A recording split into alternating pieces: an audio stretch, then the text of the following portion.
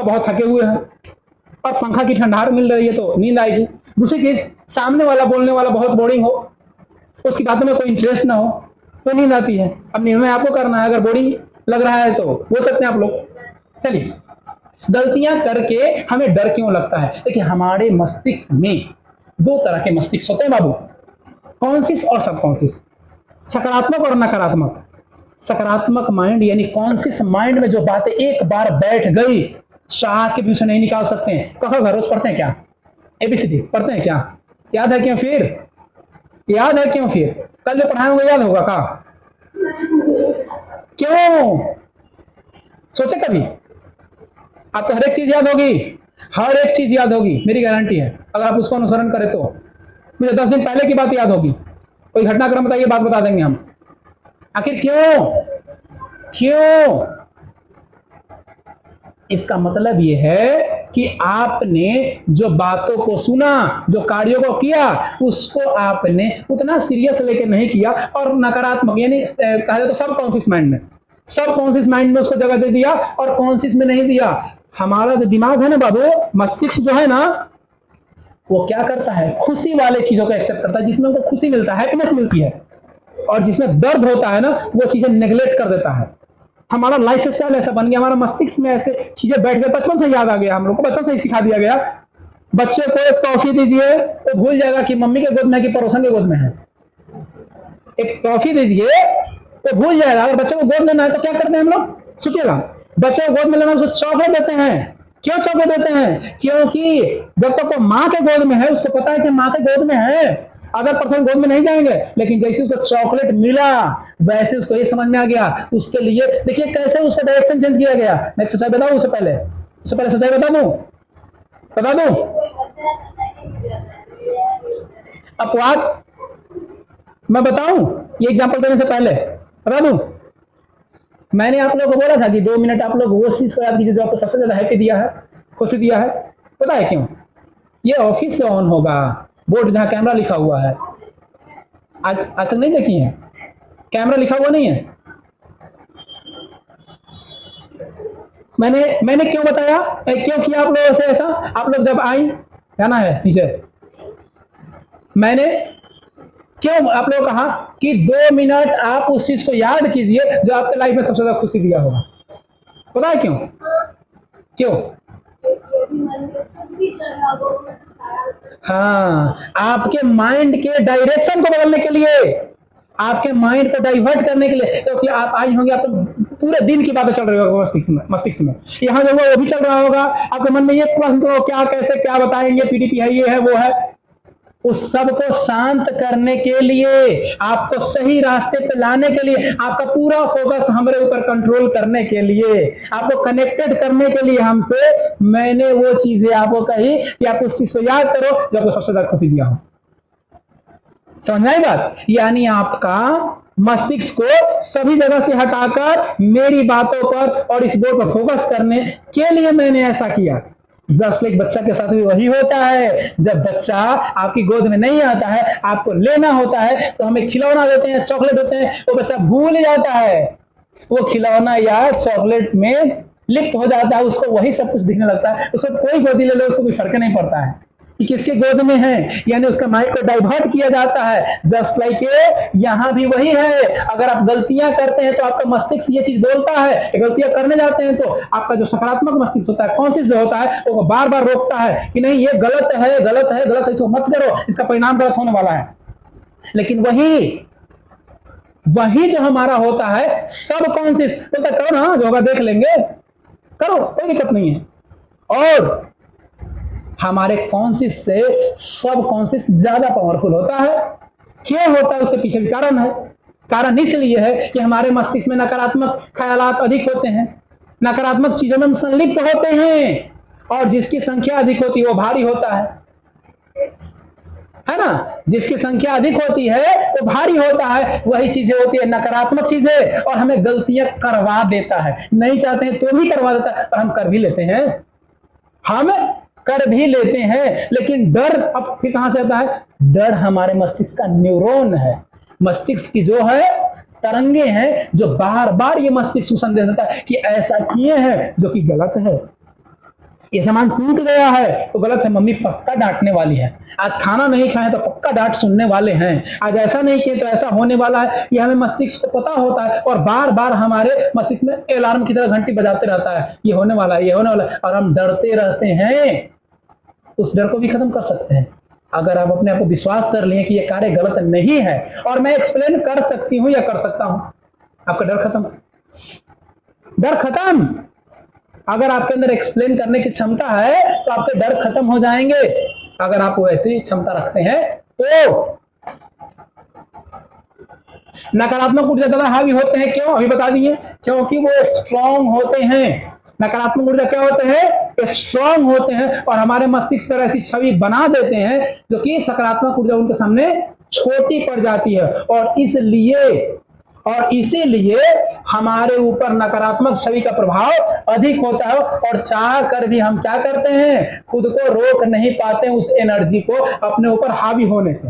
अपने ऊपर हावी होने से हम नहीं रोक पाते हैं नकारात्मक ऊर्जा को और हम उसी में संलिप्त हो जाते हैं और गलत अवधारणाओं के पीछे चले जाते हैं। नकारात्मक ऊर्जा मतलब निगेटिव एनर्जी। निगेटिव एनर्जी मतलब गलत विचारधारा। गलत विचारधारा मतलब इसे आज के समय में सबसे ज्यादा फैशन हो गया गेम खेलने का। देखिए, इंजॉय के लिए कोई काम कीजिए लेकिन इंजॉय को लाइफ बना लीजिए तो गलत है ना। रील्स देखना, 2-4-5 रील्स देखते हैं, एंटरटेनमेंट है, अच्छी बात है, लेकिन घंटों रील्स देखते हैं, उसकी छवि आपके मस्तिष्क से बैठ जाएगी। वो आदत कर दिया आपको, हाथ ऊपर मैं ज्यादा करेगा तो जाएगा ही। साइकोलॉजिकल वार किया, आपका मस्तिष्क को सीधे घात पहुंचाया कि निश्चित है कि पहला खत्म तो दूसरा देख लेते हैं, दूसरा देखते हैं, तब तक 20 को देख लीजिएगा, पता भी नहीं चलेगा, है ना। सिगरेट, दारू, नशा, गलत संगति, अय्यासी, इधर उधर घूमना, गलत लोगों के साथ प्रवृत्ति, ये सब निगेटिव एनर्जी है। क्या है? सब निगेटिव एनर्जी है जो हमारे ऊपर हावी है और हम उसी में उलझे हुए हैं और इसीलिए हम विकास नहीं कर पाते हैं अपना, क्योंकि हम उसके अंदर शिथिल हैं, उसी के अंदर कैद हैं। हम अपना लक्ष्य बना लेते हैं किंतु पूरा नहीं कर पाते हैं। क्यों नहीं आखिर कोई लक्ष्य पूरा करते हैं? हम टारगेट सेट कर लिए कि हमको इस साल जॉब ले लेना है, लेकिन नहीं हो पाता है। क्यों? हम इस बार मैट्रिक एग्जाम देंगे तो 85% लेके आएंगे, 75 में रह जाते हैं। क्यों? नहीं, आप सोचते हैं 85% लाने के लिए जितना मेहनत करना पड़ता है, क्या उतना मेहनत करते हैं? जैसा आप सोचते हैं उसके अकॉर्डिंग अपने रूटीन को तैयार नहीं करते हैं। आपने सिर्फ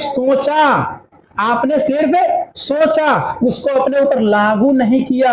अगर आप रूटीन बनाते कि हाँ हमको 85 चाहिए तो हमको 12 घंटा पढ़ना है, 10 घंटा पढ़ना, 10 घंटा में कौन सा जब कितना पढ़ना है और एकदम चाहे कुछ भी पढ़ ले क्यों ना आ जाए, ये टाइम मेरा पढ़ने का है तो पढ़ने का है। इसके अलावा हम अपने सिद्धांतों के साथ कोई समझौता करने वाले नहीं है। अगर ऐसा आप मोटो बनाते हैं, लक्ष्य बनाते हैं तो निश्चित आपको सफलता मिलेगी। जैसे किसान को पता होता है कि हम अगर खेत में अपना पूरा समय ना दें, अगर अपने फसलों को ना बचाएं तो हम अन्न प्राप्त नहीं कर सकते हैं। धान का बछड़ा ना डाले तो धान हम रोप नहीं सकते हैं, चाहे वो बरसात की पानी से हो या फिर ट्यूबवेल की पानी से हो। अब किसी के पानी से हो लेकिन वो बछड़ा डालेगा ही तभी वो धान रोपेगा, लेकिन उसको पता है कि ये करेंगे तभी इसका परिणाम ये होगा। हमें पता होता है कि ये करेंगे लेकिन परिणाम इसका ये होगा, लेकिन कर नहीं पाते। अब कर नहीं पाते, इसका कारण क्या है?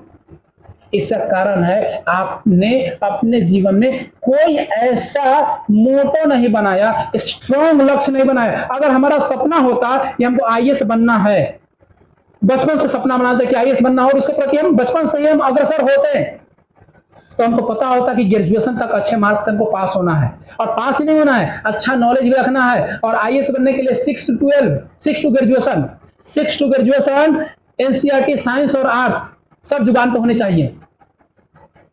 साइंस और आर्ट्स जुबान पर होने चाहिए। तो क्या करते आप? 6 में जैसे जानते हैं आपको पता चलता, अच्छा छठा क्लास से पूछता है, आप पढ़ते उसके साथ उसका नोट पॉइंट बनाते जाते कि हमको आगे जरूरत पड़ेगा ग्रेजुएशन के बाद। अब देखिए उए को पढ़ने का तरीका, वो कोई सोचता ग्रेजुएशन कर लेंगे तब बनाएंगे, दोनों में अंतर है कि नहीं बाबू? बहुत अंतर है। यही नहीं हो पाता है हमसे और इसीलिए हम पीछे रह जाते हैं। अपने लक्ष्य को चाहते तो बहुत कुछ है लेकिन पूरा नहीं कर पाते। तो लक्ष्य के लिए सही डायरेक्शन होना जरूरी है। अपना माइंड हमको गलत चीजों उठाकर सही चीजों पर रखना होता है।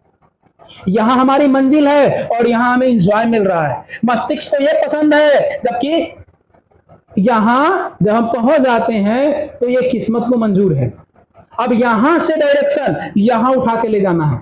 गेम खेलने में बहुत आनंद आता है हमको नहीं आता है, मैं एग्जांपल दे रहा हूं, मेरे फोन में तो आज तक गेम ही नहीं आया है, ठीक है। तो गेम खेलने में बहुत मजा आता है, वीडियो देखने में बहुत मजा आता है, लेकिन पढ़ने में मजा नहीं आता है। पढ़ने में कब मजा आएगा, है ना प्रश्न? पढ़ने में मजा कब आएगा? शराबी को देखें, ठीक है, पियक्कर जिसको कहते हैं, शराबी नहीं, पियक्कर। पियक्कर मतलब कुछ हो जाए पीपे करेगा वो, चाहे कुछ भी हो जाए, घर बिका जाए, खेत बिका जाए, पत्नी के मारे गहना छीन के ले जाए, कुछ करे वो पीपे करेगा, उसको पियक्कर बोलते हैं। शराबी अलग होता है, शराबी मतलब नॉर्मल यानी जीत करके, यानी उसके मस्तिष्क में स्ट्रांग है कि हमको दारू पीना है। दारू पीना है तो पीना है, चाहे जो हो जाए, जो करना पड़ जाए, दारू हमको चाहिए तो चाहिए। स्ट्रांग फीलिंग्स है। वो चाहे अपनी बीवी को मारेगा, गहना ले जाएगा, घर का अनाज ले जाएगा, खाना बनाने वाला अनाज, चावल दाल गेहूं लेके जाके बेच देगा, लेकिन दारू पिएगा। उसकी स्ट्रांग फीलिंग्स है। शराबी से सीखिए। अरे मैंने लिखा है, गलत लोगों से अच्छी चीजें कैसे सीखे, खराब लोगों से भी अच्छी चीज कैसे सीखे? शराबी से सीखिए ना, शराबी से सीखिए ना कि स्ट्रांग फीलिंग कितनी मजबूत होती है। तो उसको दारू चाहिए तो चाहिए, दारू के लिए कुछ भी करने को तैयार है। अरे आप तो बाबू अच्छे काम के लिए कर रहे हैं मेहनत, तो फिर क्यों पीछे हट जाते हो? फिर क्यों पीछे हट जाते हो? अभी तो स्ट्रांग फीलिंग बनाओ ना जो आपको वहां तक ले जाए। स्ट्रांग फीलिंग्स जब रहेगी तो ही आपको लक्ष्य मिलेगी, अन्यथा आप लक्ष्य से भयभीत हो जाओगे। चाहे पुलिस का पहरा हो, चाहे दुकान बंद हो, कहीं ना कहीं से जुगाड़ कर ही लेगा उदारू, कहीं ना कहीं से कर लेगा। वैसे ही अभी तो जुगाड़ करो, हमको चाहिए आईएएस की नौकरी, चाहे जैसे मेहनत करना पड़े, जितना करना पड़े, जय घंटा पढ़ना पड़े, हम तैयार हैं, हम तैयार हैं। पीछे हम हटने वाले नहीं है, चाहे कितना भी कहे ना बाधा आ जाए, बाधा चाहे कितना बड़ा भी क्यों ना है, लेकिन हम हटने वाले नहीं हैं। हमारा आत्मविश्वास क्यों डगमगा जाता है? आत्मविश्वास समझते हैं? नहीं समझते हैं। हिम्मत, हिम्मत समझते हैं? हिम्मत नहीं समझते हैं। हिम्मत बता देते हैं हम हिम्मत क्या होता है। कभी आप सपोज मान लिए छत पर चढ़े, छत का रेलिंग है, छत का रेलिंग है, रेलिंग पर चढ़ा दिया जाए आपको, और आपको डर लग रहा है आप गिर जाएंगे, और वही एक लड़का चढ़ा हुआ है, उसको डर भी नहीं है कि गिरेंगे, उसको डर ही नहीं है गिरेंगे, और आपको डर लग रहा है, यानी आपकी हिम्मत डगमगा रही है। डगमगाने के पीछे कारण क्या है? क्योंकि आपको खुद पे भरोसा नहीं है, आपको खुद पे भरोसा नहीं है। जब भरोसा होगा तो हिम्मत आपकी नहीं डगमगाएगी। जब मैं मुश्किलों में था, है ना, जब मैं मुश्किलों से डरा तो मरा तो नहीं ना, जब मैं मुश्किलों से डरा तो मरा तो नहीं ना, लेकिन जी भी नहीं पाया। यानी जब आप मुश्किल में डर गए तो मरे नहीं, लेकिन डर में जीकर जीने से क्या फायदा है, वो मरे से ही बदतर है कि नहीं है? यानी टूट कर हार कर जीने से अच्छा है कि मर जाते वही अच्छा होता है ना। हम चाहते हैं सबसे श्रेष्ठ बने, किंतु बन नहीं पाते। हर कोई चाहता है कि हम श्रेष्ठ, ऑल इन वन, हर कोई चाहता है। हम हैं तो हम ही हैं, तुम हो तो क्या तुम हो, तुम हो तो तुम ही हो, हम हैं तो हम ही हैं, है ना। ये सबके अंदर होती है ख्वाहिश कि हम सबसे महान हो, सब लोग की जुबान पे मेरा नाम हो, सब लोग प्रशंसा के पात्र हो। लेकिन कैसे? दुकानों कोई बिकने वाली श्रेष्ठ कोई वस्तु नहीं है, पैसा लगाएं और खरीद लिए, संभव ही नहीं है। तो कब आपको श्रेष्ठ बनना पड़ेगा? श्रेष्ठ बनने के लिए बहुत कुछ त्याग करना पड़ेगा। मैंने बोला था ना कि श्रेष्ठ ऐसे ही कोई नहीं बनता। श्रेष्ठ बनने के लिए थोड़ा सा नहीं बाबू, बहुत कुछ त्याग करने को अगर आप तैयार हैं तो आप फिर श्रेष्ठ हैं। श्रेष्ठ होने के लिए बहुत कुछ त्याग करना पड़ेगा। त्याग कीजिएगा तो निश्चित आप श्रेष्ठ बन जाइएगा। अगर त्याग करने की भावना आपके अंदर नहीं है तो आप कभी भी श्रेष्ठ नहीं बन सकते हैं। एक छोटी सी पंक्ति इसके लिए मैंने लिखा था, कह दो मुश्किलों को थोड़ा सा और कठिन हो जाए, कह दो मुश्किलों को थोड़ा सा और कठिन हो जाए, कह दो चुनौतियों को थोड़ा और बड़ा हो जाए। अरे नापना चाहते हो मेरी हिम्मत, अरे नापना चाहते हो मेरी हिम्मत, तो कह दो आसमां को थोड़ा और ऊपर उठ जाए, है ना। अपनी हिम्मत, अपनी कैपेसिटी, अपनी कैपेबल क्षमता को इतना बड़ा करो कि आपके सामने कोई भी नहीं टिक सके, कोई भी ना टिक सके, चाहे वो कितना बड़ा भी पोस्ट क्यों ना हो, आपके सामने नतमस्तक होगा। मंजिल मिल ही जाती है भटकते ही सही, गुमराह तो वह है जो घर से निकले ही नहीं। मंजिल कब मिलेगी? जब आपको भटकना पड़ेगा, ठोकर खाना पड़ेगा, गिरना पड़ेगा, उठना पड़ेगा, दौड़ना पड़ेगा, फिर मुंह की खाने पड़ेगी, फिर उठना पड़ेगा, तब आपको मंजिल मिलेगी। चाहते हो कि मंजिल कोई रास्ते में मिलता हुआ सफर मुसाफिर हो और चलते चलते हाथ मिला ले और बोले कि चलो हम आपके साथ चलते हैं, तो मंजिल नहीं मिलेगी। मंजिल इतनी आसान से मिलने वाली चीज नहीं है। मंजिल पाने के लिए बहुत कुछ होना पड़ता है, संघर्ष करना पड़ता है, कांटों की राह पर चलना पड़ता है, क्योंकि सफल होने के बाद आपके पैर के छाले नहीं, आपके कामयाबी के झंडे देखते हैं लोग। कोई आपके पैर में कितने छाले पड़े हैं, कितना ठोकर खाए हो, ये नहीं देखता है। और एक बात याद रखिएगा जिंदगी में, अगर सफलता का राज पूछना है तो कभी सक्सेसफुल व्यक्ति से, जो एक बार में हुआ, उसे कभी मत पूछिए। जो बार बार गिरा है, बार बार ठोकर खाया है, उससे पूछिए, उसको पता है कहां फेल हुए, कहां फेल हुआ जाता है, तो वो बताएगा। यहां ऐसे जाओगे तो फेल हो जाओगे और यहां से ऐसे जाओगे तो सफलता मिलेगी। तो एक बार में सफलता मिल गई जिसको, वो क्या बताएगा फेल होने का राज। तो सफलता का राज उससे जाने जो कि फेल होने वाले रहस्यों को झेल चुका है। लोगों के बीच में दूरियां क्यों बन जाती है, कुछ चीजें निजी जिंदगी से हम बताने वाले हैं आप लोगों को। एक व्यक्ति से दूसरे व्यक्ति के बीच डिस्टेंस क्यों बन जाता है, चाहे वो घर परिवार, फ्रेंड, दोस्त, कोई भी कलीग, किसी के बीच का डिस्टेंस हो, आखिर क्यों दूरियां बन जाती है। कोई व्यक्ति के बीच में काफी क्लोजनेस होता है, एक दूरी बन गया, क्यों? इसका कारण क्या है? जलस कुछ हद तक हो सकता है, क्योंकि हर कोई ये चाहता है कि मेरे से आगे कोई ना निकले। दो लोगों को छोड़ के मम्मी पापा और एक शिक्षक, ये कभी नहीं चाहता है कि मेरे से नीचे मेरा बच्चा या मेरा स्टूडेंट रहे। ये दोनों चाहते हैं कि आप उनसे भी आगे निकल जाओ। ये दो लोगों को छोड़ दिया जाए तो दुनिया में जो भी रिश्ते हैं ना, सभी मतलब के रिश्ते होते हैं। दुनिया में कोई ये भी रिश्ता मतलब कहीं है, दुनिया में कोई ऐसे रिश्ते नहीं है जो बिना मतलब का है। सबके पीछे रहस्य छुपा हुआ है, मतलब छुपा हुआ है। किसी में थोड़ा, किसी में ज्यादा, किसी में बहुत ज्यादा। सबको स्वार्थ की चिंता है, सभी को अपने स्वार्थ की चिंता है।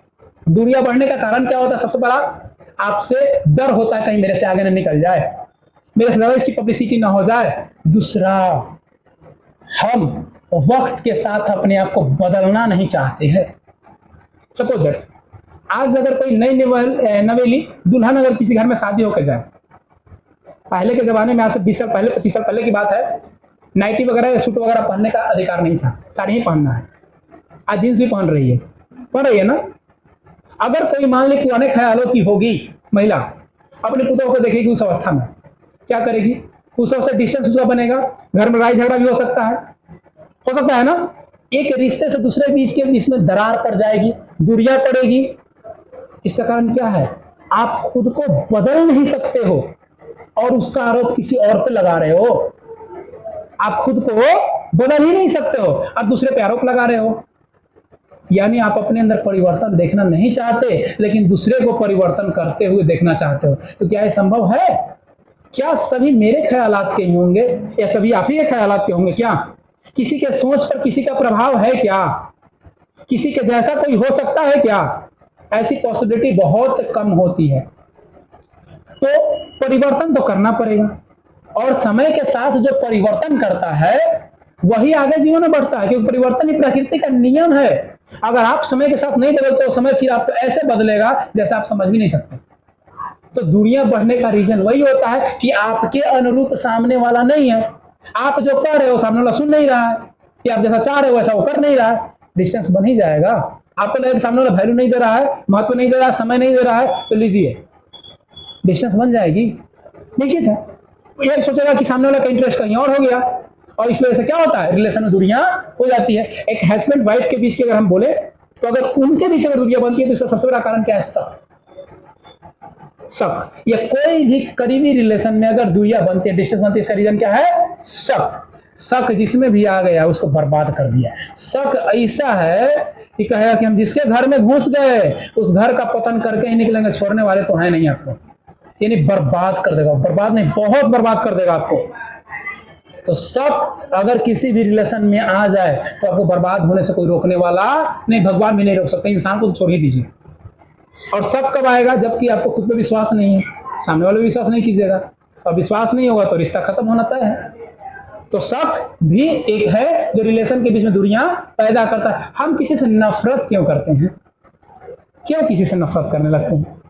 इसका बस एकमात्र कारण है, सामने वाला मेरे अनुरूप नहीं है। हम जैसा चाहते हैं सामने वाला वैसा नहीं कर रहा है, सामने वाला ऐसा नहीं सुन रहा है, हम क्या करने लगते हैं? उसे नफरत करने लगते हैं। अगर दिन को रात बोले तो अगर रात बोलने को तैयार है तो बहुत अच्छा है, लेकिन अगर बोले कि नहीं अभी दिन है तो मेरे अकॉर्डिंग नहीं है, तो उससे जलस हो जाएगी, नफरत हो जाएगी। जाहिर सी बात है। तो नफरत होने का सबसे बड़ा रीजन क्या होता है कि आपके अकॉर्डिंग सामने वाला नहीं सुन रहा, नहीं कर रहा, तो क्या होने वाला है? नफरत होने वाला है। अब कह रहा है कि हमें किसी की बातों से दर्द और तकलीफ क्यों होता है? कोई कुछ ऐसा बोल देता है, कोई ऐसा कुछ कर देता है, हमें बहुत हर्ट होता है, बहुत कभी हम रोने लगते हैं। ऐसा हुआ होगा? आखिर क्यों? क्योंकि आपने कभी भी ऐसा सोचा नहीं कि ऐसा हो सकता है और वैसा हो गया। तो कमी करने वाले में नहीं है, कमी आपकी सोच में है। आपने ऐसा एक मतलब सोचा नहीं, ऐसे आपने सोचा नहीं कि ऐसा हो भी सकता है। दुनिया में पॉसिबिलिटी और इम्पॉसिबिलिटी दोनों साथ चलती है, अंधकार प्रकाश साथ चलती है, यस नो साथ चलती है। तो फिर कैसे आपने सोचा कि ऐसा नहीं हो सकता है? हो सकता है, आपको पॉसिबिलिटी रखनी पड़ेगी। तो इसीलिए हमें ज्यादा दर्द होता है, और हमें जो दर्द देते हैं ना वो अपने देते हैं। हमें जो गुस्सा दिलाते हैं ना वो अपने दिलाते हैं। कभी दूसरे से गुस्सा होते हैं क्या? कोई दूसरे से मुफला है हम लोग? दूसरे से नहीं, किसी से, किसी अदर पर्सन से रास्ता चलता हुआ से किसी से गुस्सा हो जाएंगे क्या? अब हम गाड़ी निकाले और किसी को देखे, किसी को देखे कोई व्यक्ति जा रहा है उसको देख के गुस्सा कर देंगे क्या? कर सकते हैं? नहीं। गुस्सा अक्सर अपनों से होते हैं लोग, और दर्द भी अक्सर अपने ही देते हैं। तो सोचने वाली बात है, जब अपना मान रहे हैं फिर अपने से गुस्सा क्यों हो रहा है? जब अपना मान रहे हैं तो अपने की बातों को दर्द में क्यों ले रहे हैं? सोचे कभी इस चीज को? आखिर क्यों? जब अपना मान भी रहे हैं और दर्द भी समझ रहे हैं, अपना मान रहे हैं और गुस्सा भी कर रहे हैं, अपना मान रहे हैं और तकलीफ भी हो रहा है, तो फिर ये तो अपना मत मानिए, तो तकलीफ मत कीजिए। दोनों से एक को चुनना होगा ना। वो इसलिए होता है क्योंकि हम ये चीज सोच ही नहीं पाते हैं। हमको जो चीजें अच्छी लगती है अगर वही हो तो हमारे लिए सब अच्छा होता है। अगर हमारे अच्छे से थोड़ा बुरा हो जाए, यानी हम जो नहीं सोच रहे वो हो जाए, कि हमारी इच्छा के अनुरूप ना हो, तो हमें क्या हो जाता है? बुरा लग जाता है, हमें दर्द होता है, हमें तकलीफ होती है, हम गुस्सा करने लगते हैं। हमें गुस्सा करने लगते हैं, ये चीजें हम पर बीतने लगती है और उसको हम झेलने लगते हैं। ऐसा हमें व्यतीत होता है। हाँ, हमारे लिए अपनों से गुस्सा क्यों आता है? और गुस्सा तो नहीं दिए क्यों आता है? क्योंकि हम क्या करते हैं, सामने वाले ज्यादा एक्सपेक्ट करते हैं और वो होता नहीं उतना, या फिर हमारे अनुरूप नहीं होता है ना। गुस्सा का सॉल्यूशन क्या है? क्या करना? ढाल सकते हैं? किसी से गुस्सा रुक सकता है? गुस्सा किसी से रुक नहीं सकता है, उसको कंट्रोल कर सकते हैं। कैसे? वहां से स्टेप को बदलकर दूसरे स्टेप पे माइंड को फोकस कर दें, यानी एक स्थान से मस्तिष्क को उठाकर दूसरे जगह, जैसे अभी मैंने आप लोग साथ किया, आपके मस्तिष्क को सबसे उठाकर आपकी यादों में कैद कर दिया 2 मिनट के लिए। सारी चीजें आप भूल गए, अपनी वो स्वीट मेमोरी में आप भूल गए कि हाँ स्वीट मेमोरी मेरा ऐसा था, कितना अच्छा था, है ना। तो हम लोग अपने आप को क्या करते हैं, नहीं संभाल पाते हैं और नहीं समझ पाते। इस वजह से हम क्या करते हैं, अपनों से गुस्सा करते हैं।